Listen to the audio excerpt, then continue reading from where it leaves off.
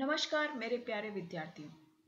आज का संबोधन सिर्फ विद्यार्थियों के लिए इसलिए है क्योंकि यह वीडियो मुख्यतः विद्यार्थियों के लिए ही है और यह उन विद्यार्थियों के लिए अधिक महत्वपूर्ण है जो इस वर्ष सीबीएसई की कक्षा 10 की परीक्षा में बैठ रहे हैं। जैसा कि आप सभी जानते हैं कि इससे पूर्व यानी इस वर्ष से पूर्व पूरी तरह से स्कूल पर आधारित परीक्षा हुआ करती थी और सीसी पैटर्न था जो कि सीबीएसई ने इस बार बदल दिया है।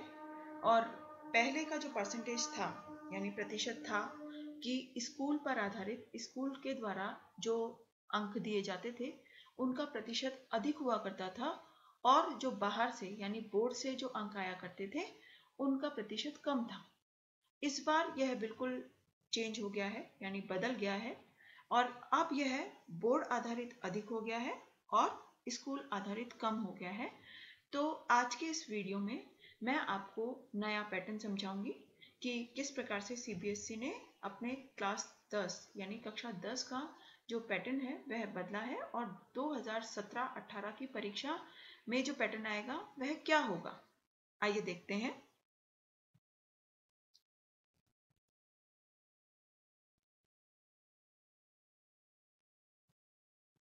अब सबसे पहले मैं आपको समझाना चाहती हूँ कि बोर्ड एग्जाम में जो हिंदी का प्रश्न पत्र होगा वो टोटल मार्क्स होंगे उसके 100, लेकिन 100 मार्क्स में से यानी 100 अंकों में से 80 अंकों का बोर्ड का एग्जाम होगा।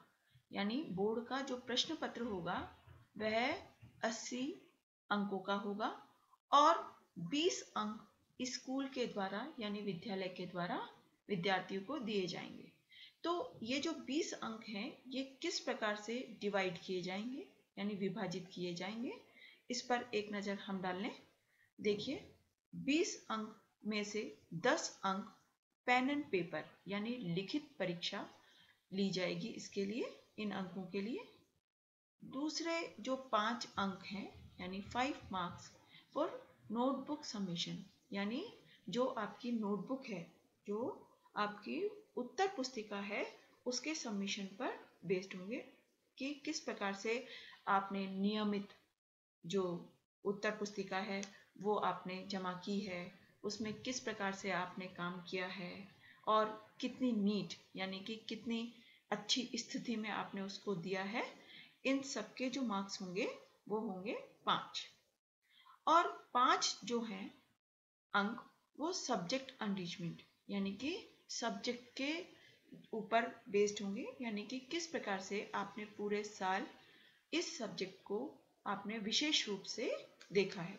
उस पे हिंदी में मैं आपको बताना चाहती हूँ कि स्पीकिंग, रीडिंग एंड लिसनिंग पे बेस्ड होगा, यानी कि जो हमारी वाचन, पठन और श्रवण, इन 3 एक्टिविटीज पे बेस्ड, इन 3 गतिविधियों पे आश्रित ये जो 5 मार्क हैं यानी 5 अंक हैं वो होंगे। तो इस प्रकार से आप देखिए 10 प्लस 5 प्लस 5 यानी कि टोटल हुआ 20 मार्क्स।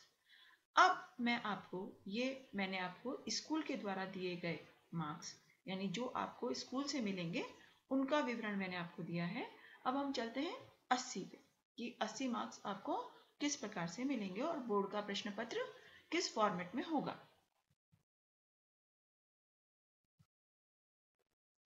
सबसे पहले देखिए सीबीएसई कक्षा 10 हिंदी विषय में 2 कोर्स हैं। पहला है हिंदी अ और दूसरा है हिंदी ब। तो सबसे पहले हम चलेंगे हिंदी अ पे कि हिंदी अ की जो पाठ्य पुस्तकें हैं वे क्या हैं। एक पाठ्य पुस्तक है क्षितिज भाग 2 और दूसरी पूरक पाठ्य पुस्तक है कृतिका भाग 2। और हिंदी ब के पाठ्यक्रम में जो पुस्तकें हैं वे हैं स्पर्श भाग 2 और पूरक पाठ्य पुस्तक है संचयन भाग 2। अब हम सबसे पहले हिंदी अ का पाठ्यक्रम व अंक विभाजन समझेंगे कि किस प्रकार से प्रश्न पत्र आएगा। देखिए पूर्व में यानी पिछले साल तक यह जो था प्रश्न पत्र 90 अंकों का आता था ये जो 90 अंक है उनका प्रश्न पत्र पूरा आया करता था। अब जो पूर्णांक होगा यानी अब जो प्रश्न पत्र होगा वह 80 अंकों का आएगा। तो ये 80 अंक किस प्रकार से उसमें विभाजित किए जाएंगे, देखिए प्रश्न पत्र में 4 खंड होंगे, क, ख, ग और घ। तो खंड क जो होगा वह अपठित बोध होगा, जिसके मार्क्स होंगे यानी जिसके अंक होंगे 20। यह इस प्रकार से विभाजित है। पहला प्रश्न यानी प्रश्न 1 जो है वह अपठित गद्यांश पर आधारित होगा, जिसमें विकल्पात्मक यानी MCQ क्वेश्चंस होंगे, प्रश्न होंगे, यानी हर एक प्रश्न के 4 विकल्प उपस्थित होंगे और आपको एक विकल्प यानी सही विकल्प का चयन करके लिखना है। वह 5 अंकों के 5 प्रश्न वहां पर देखे जाएंगे। देखिए इस प्रकार से विभाजन रहेगा 1 + 1 + 1 + 1 + 1 यानी कि 5 मार्क्स। दूसरा जो प्रश्न होगा वह होगा अपठित गद्यांश पर आधारित 5 अंकों के 5 प्रश्न, यानी ये जो आप पहले देख रहे हैं यह भी गद्यांश पर आधारित है लेकिन विकल्पात्मक है, और दूसरा प्रश्न जो है वह भी गद्यांश पर, अपठित गद्यांश पर ही आधारित है, लेकिन वह 5 अंकों के 5 प्रश्न, उसमें आपको डिस्क्रिप्टिव यानी कि विस्तृत उत्तर लिखना होगा। वह विस्तृत उत्तर 1 लाइन में भी हो सकता है और 2 लाइन में भी हो सकता है। तीसरा जो प्रश्न है वह अपठित पद्यांश पर आधारित होगा, जो कि प्रश्न जो होंगे वे विकल्पात्मक होंगे यानी कि MCQ होंगे। अपठित गद्यांश की ही भांति अपठित पद्यांश में भी हर एक प्रश्न के 4 विकल्प दिए जाएंगे, आपको सही विकल्प का चयन करके और उत्तर देना है।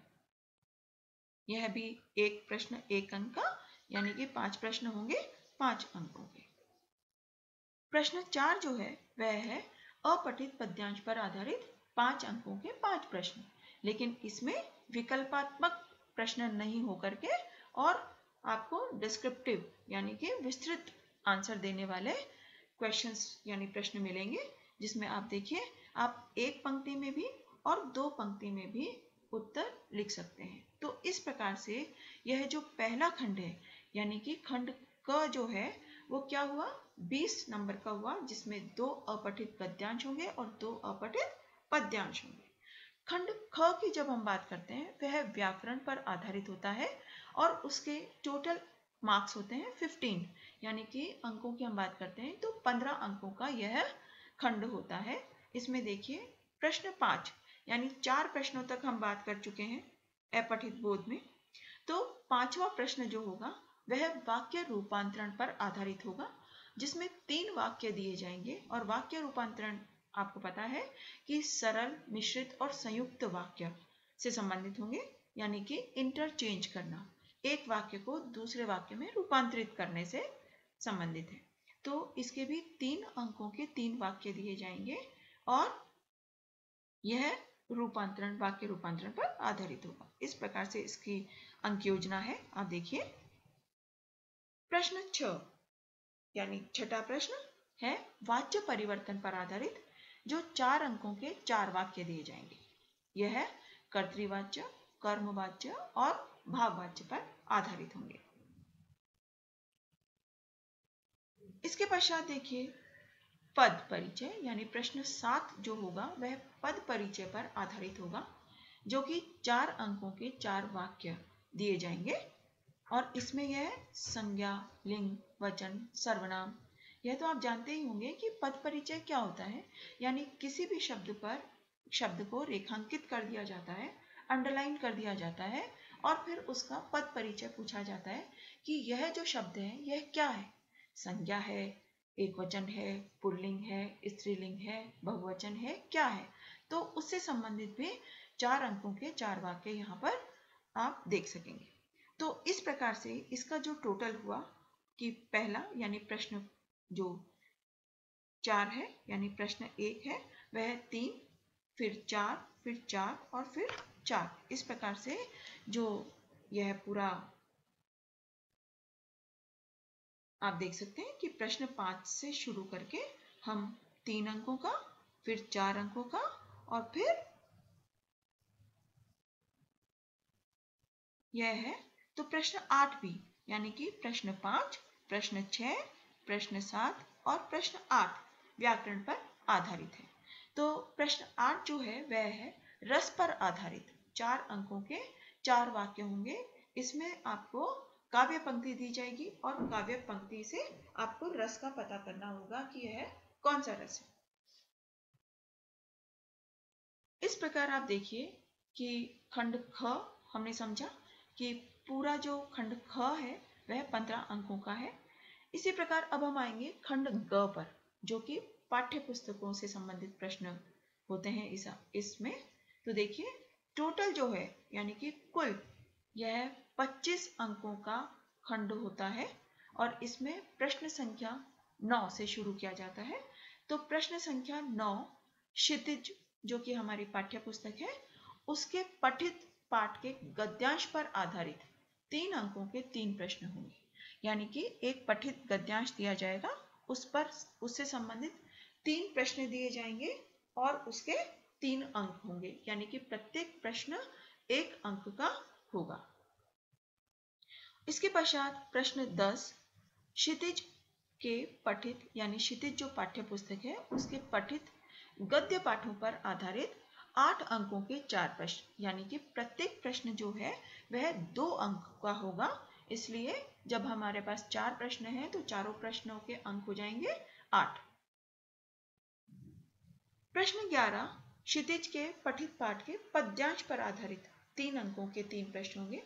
यानी कि जैसे हमने ऊपर देखा है कि यहाँ पर गद्यांश और ये जो पाठों पर आधारित, तो ये हमने देखा है कि गद्य पर आधारित है और यहाँ पर यह पद्य पर आधारित है।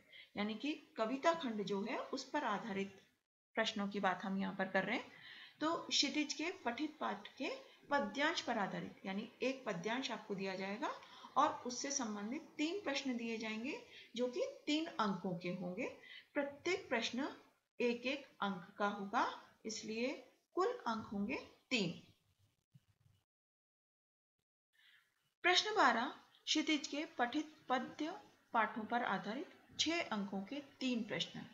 तो ये जो कविता खंड है यानी पद्य खंड है उस पर आधारित 6 अंकों के 3 प्रश्न दिए जाएंगे, यानी कि प्रत्येक प्रश्न 2 अंक का होगा। इस प्रकार कुल अंक होंगे 6। प्रश्न 13 कृतिका, जो कि पूरक पाठ्य पुस्तक है, उससे संबंधित होगा और उसके अंक होंगे 5। तो इस प्रकार यह जो खंड है यानी खंड ग, यह 25 अंकों का खंड होगा। उसके पश्चात हम आते हैं खंड घ पर, जो कि है लेखन, और जो कुल अंक हैं इस खंड के वे हैं 20। इसमें प्रश्न 14 जो कि निबंध होगा और उसके अंक जो हैं वे 10 होंगे। निबंध के लिए आपको 3 विषय दिए जाएंगे, जिसमें से एक विषय पर आपको निबंध लिखना होगा। प्रश्न 15 पत्र लेखन से संबंधित होगा और उसके लिए अंक होंगे 5। और प्रश्न 16 जो है वह सार लेखन से संबंधित प्रश्न होगा और उसके भी अंक होंगे 5। इस प्रकार कुल अंक होंगे 20, यानी टोटल मार्क्स 20। तो इस प्रकार खंड घ जो है लेखन वह 20 अंकों का होगा। अब हमने हिंदी अ के पाठ्यक्रम यानी हिंदी अ का प्रश्न पत्र अभी हमने आपके सामने रखा था कि किस प्रकार से अंक विभाजन किया जाएगा। अब आप देखिए हिंदी ब में किस प्रकार से पाठ्यक्रम और अंक विभाजन होगा। इसमें भी पूर्णांक यानी कि अब जो प्रश्न पत्र आएगा वह 80 नंबर का होगा, 80 यानी 80 मार्क्स का होगा। और पूर्व में इसमें भी यानी पिछले साल तक इसमें भी 90 अंकों का प्रश्न पत्र आता था। इस प्रश्न पत्र में भी 4 खंड होंगे, क, ख, ग और घ। जो खंड क है वह अपठित बोध का होगा और उसके कुल अंक होंगे 15। प्रश्न 1 अपठित गद्यांश पर आधारित 9 अंकों के 5 प्रश्न होंगे, यानी कि प्रश्न 1 में अपठित गद्यांश पर आधारित 9 अंकों के 5 प्रश्न होंगे। और किस प्रकार से विभाजित किया जाएगा, दो यानी कि 4 जो प्रश्न होंगे वे 2-2 अंकों के होंगे और एक प्रश्न इसमें 1 अंक का होगा। इसमें डिस्क्रिप्टिव यानी विस्तृत उत्तर लिखना होगा और ये उत्तर 1 लाइन का भी हो सकता है और 2 लाइन के भी हो सकते हैं। दूसरा जो प्रश्न है वह अपठित पद्यांश पर आधारित 6 अंकों का होगा, यानी कि 6 अंकों के 3 प्रश्न उसमें होंगे और इसमें भी यह भी विस्तृत उत्तर इसमें दिए जाएंगे जो कि प्रत्येक प्रश्न 2 अंकों का होगा। तो इस प्रकार से 9 + 6 यानी कि 9 + 6 15 यानी कि पहला जो खंड है खंड क वह 15 अंकों का होगा। अब हम दूसरे खंड पे आते हैं, खंड ख जो कि व्याकरण से संबंधित है। उसके भी टोटल यानी कि कुल अंक होंगे 15। इसमें प्रश्न 3 शब्द व पद पर आधारित 2 अंकों के 1 या 2 प्रश्न हो सकते हैं, यानी कि एक प्रश्न के एक अंक के 2 प्रश्न भी हो सकते हैं और 2 अंकों का एक प्रश्न भी हो सकता है। यदि यह पूछा गया कि शब्द और पद में उदाहरण सहित अंतर समझाइए तो ऐसा प्रश्न 2 अंक का भी हो सकता है और इसको अलग अलग करके वह एक एक अंक का भी दे सकता है। प्रश्न 4 होगा वाक्य रूपांतरण पर आधारित 3 अंकों के 3 वाक्य, यानी कि 3 जो वाक्य हैं वे दिए जाएंगे और प्रत्येक वाक्य 1 अंक का होगा और यह भी सरल से मिश्रित या सरल से संयुक्त, संयुक्त से मिश्रित या संयुक्त से सरल बनाने पर आधारित होगा, यानी वाक्य को जिस प्रकार हम रूपांतरित करते हैं उन पर आधारित होगा। प्रश्न 5 समास पर आधारित होगा। यह 4 अंकों का प्रश्न होगा। इसमें समास विग्रह करने के लिए दिए जाएंगे शब्द जो कि यानी सामासिक पद दिए जाएंगे जिनका आपको समास विग्रह करना होगा, वह 2 अंकों के होंगे और समास विग्रह दिए जाएंगे जिनका आपको समासिक पद बनाना होगा, वह भी 2 अंकों का होगा। प्रश्न 6 जो है वह है शब्द शुद्धि व वाक्य शुद्धि पर आधारित, यानी कि शब्द शुद्ध करने के लिए भी दिया जा सकता है, अशुद्ध शब्द को लिखा जा सकता है और उसको आपको कहा जाएगा कि आप शुद्ध शब्द लिखें और वाक्य भी अशुद्ध करके लिखा जाएगा जिसमें आपको वाक्य शुद्ध करके लिखना है। यह जो प्रश्न है वह भी 4 अंकों का होगा जिसमें 4 वाक्य भी दिए जा सकते हैं और शब्द भी दिए जा सकते हैं, यानी कि 2 शब्द दिए जा सकते हैं और 2 वाक्य दिए जा सकते हैं, अपितु चारों वाक्य ही दिए जा सकते हैं।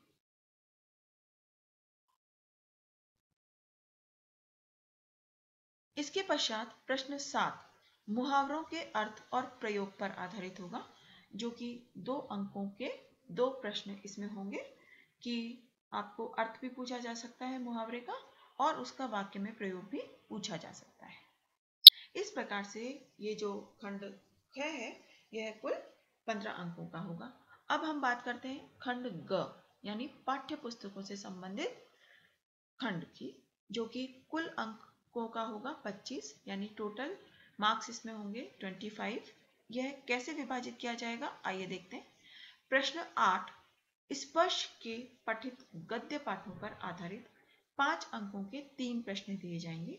ये किस प्रकार से दिए जाएंगे आप देखिए, 2 यानी एक प्रश्न 2 अंक का, दूसरा प्रश्न 2 अंक का और तीसरा प्रश्न भी 1 अंक का दिया जाएगा। तो इस प्रकार ये कुल हुआ 5 अंकों का प्रश्न। आगे आप देखिए प्रश्न 9 स्पर्श के पठित गद्य पाठों पर आधारित 5 अंकों का एक मूल्यपरक प्रश्न, यानी कि इसमें आपको लंबा उत्तर लिखना है यानी विस्तृत विवेचना करनी है और यह किस पर आधारित होगा, स्पर्श के गद्य पाठों पर आधारित। इसके पश्चात प्रश्न 10 स्पर्श के पठित पद्य यानी कि कविता खंड पर आधारित प्रश्न होगा। उसमें भी 5 अंकों के 3 प्रश्न दिए जाएंगे, जो कि पहला प्रश्न 2 अंक का, दूसरा प्रश्न 2 अंक का तथा तीसरा प्रश्न 1 अंक का होगा। इस प्रकार से यह कुल 5 अंकों का प्रश्न दिया जाएगा। प्रश्न 11 स्पर्श के पठित गद्य पाठों पर आधारित 5 अंकों का एक मूल्यपरक प्रश्न होगा, यानी इसमें भी आपको विस्तृत विवेचना करनी होगी, विस्तृत विवरण देना होगा और यह मूल्यपरक परक प्रश्न होगा, विचारों से यानी कि विद्यार्थी के अपने विचारों से संबंधित। तो इसके 5 अंक होंगे एक प्रश्न का। प्रश्न 12 संचयन, जो कि पूरक पाठ्य पुस्तक है उसके पठित पाठों पर आधारित होगा और एक प्रश्न होगा जिसके अंक होंगे 5। तो यह भी लॉन्ग आंसर यानी कि विस्तृत उत्तर पूछा जाने वाला प्रश्न होगा और उसके अंक होंगे 5। इस प्रकार आप देखिए कि 5, 5, 5, 5 और 5 इस तरह से पूरा जो यह खंड है यह 25 अंकों का हो जाता है।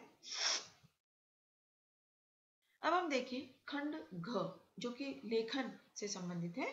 यह भी कुल अंक होंगे इसमें 25, यानी कि कुल 25 अंकों का यह खंड होगा। किस प्रकार से विभाजित किया जाएगा देखिए। प्रश्न 13 5 अंकों का एक अनुच्छेद, यानी कि आपको एक पैराग्राफ लिखना होगा, अनुच्छेद लिखना होगा। उसके लिए आपको 3 विषय दिए जाएंगे, जिसमें से आपको एक विषय चुन करके उस पर अनुच्छेद लिखना है और वह अनुच्छेद होगा 5 अंक का। इसी प्रकार प्रश्न 14 होगा एक पत्र लेखन जो कि औपचारिक। अब आप जानते ही होंगे कि पत्र जो लेखन होता है वह 2 प्रकार के होते हैं, औपचारिक और अनौपचारिक। तो कक्षा 10 में यह औपचारिक होगा और पत्र लेखन के लिए अंक होंगे 5। प्रश्न 15 5 अंकों का एक सूचना लेखन, यानी कि किसी भी विषय पर आपको सूचना लिखनी होगी और उसके लिए आपको दिए जाएंगे 5 अंक। प्रश्न 16 5 अंकों का एक संवाद लेखन यानी कि डायलॉग राइटिंग, जिसके लिए भी अंक होंगे 5। प्रश्न 17 जो होगा वह है 5 अंकों का एक विज्ञापन लेखन, यानी कि एक आपको विषय दिया जाएगा, उस पर आपको एक विज्ञापन तैयार करना होगा और उस विज्ञापन यानी एडवर्टाइजमेंट, उसके लिए आपको अंक दिए जाएंगे 5। तो इस प्रकार से इन 5 प्रश्नों के लिए जो कुल अंक हो गए हैं वे हैं 25, यानी कि घ जो खंड है वह भी यानी लेखन वाला जो खंड है वह भी 25 अंकों का ही होगा। तो इस प्रकार से खंड अ यानी कि खंड क, ख, ग और घ जो कुल हमारे मार्क्स हैं यानी कुल अंक हैं वे हैं 80। और इसी प्रकार हिंदी अ में भी कुल अंकों का प्रश्न पत्र होगा 80। तो आज के वीडियो में बस इतना ही। कृपया इस वीडियो को लाइक करें और अपने कमेंट्स लिखना ना भूलें। धन्यवाद।